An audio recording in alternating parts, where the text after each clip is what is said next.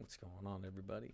I have a new camera today. It is the KIYO.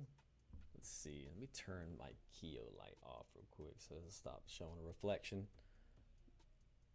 I got it for 70 bucks at Walmart.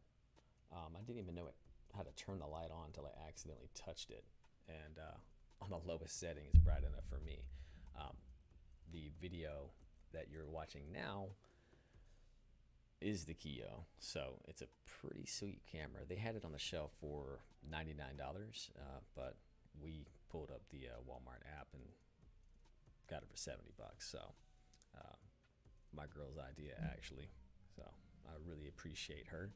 Um, so I'm going to have a link in the description below that I had to update the software beforehand because it certain apps that came with it, like this one here, the Razer virtual ring light, and the THX spatial audio, which I don't use because I have a JLab microphone. They weren't working, not even as administrator. So today we're going to go over some just basic settings. I just got this camera. I watched 2 YouTube videos on it. Beforehand, I was using the Logitech C920 Pro, the the basic webcam you would use for Zoom calls and stuff, and it's still a great camera, okay, but it only runs at 30 frames. The Razer KIYO runs at 720p, 60 frames per second, and I know they get better than that, but I mean, this is sweet. You know, I'm happy with this product. You know, the video is smooth. You can adjust all the settings in it. So this video is going to be kind of weird, kind of annoying. It might not be the right video for you because I'm using this camera to make this video. So it's not going to pop up here, but what you're seeing now would pop up here. My settings here, I got brightness at 129, depending on the lighting in your room, obviously. Contrast 122, saturation 175. The white balance I don't mess with. I keep that checked on auto. And the autofocus, both ways have worked for me by keeping this checked. But depending on what software you're using, like XSplit or OBS Studios, I'm using OBS Studios. So when you launch OBS Studios, you want to make sure that, let's see what we got here. So when you launch your webcam, you want to make sure that the settings are still correct after you get done setting up in the Synapse app. So when you launch OBS, you'll want to detect your camera here, and it's a USB video device. And when you go to configure video, it should go off the same settings as your Synapse app. Like I said, 129, 122, the white balance I have checked. I don't mess with gain. Backlight comp, I don't know what that is. It doesn't do anything for me. Camera control, you could zoom in if you'd like. I am on autofocus. Exposure, I've seen in other videos, gets lighter and darker for other people, but for me, it just, if I uncheck this, it makes my video dark and laggy and terrible. So I keep it checked. This camera does get super bright though with a ring light. I'm going to reach over, and I wish I could just show you guys. I'm gonna have to get another one, but it gets super bright. Just way too bright for me though. It hurts my eyes. Either I have sensitive eyes or that's just a really powerful LED, but I keep it on the very first tick, and I accidentally, like I said, found that setting by touching it, trying to move it around my room and stuff to find the right camera angle and everything. So let's get back to this exposure. I keep checked, pan and tilt, I don't mess with, and I uncheck low light compensation.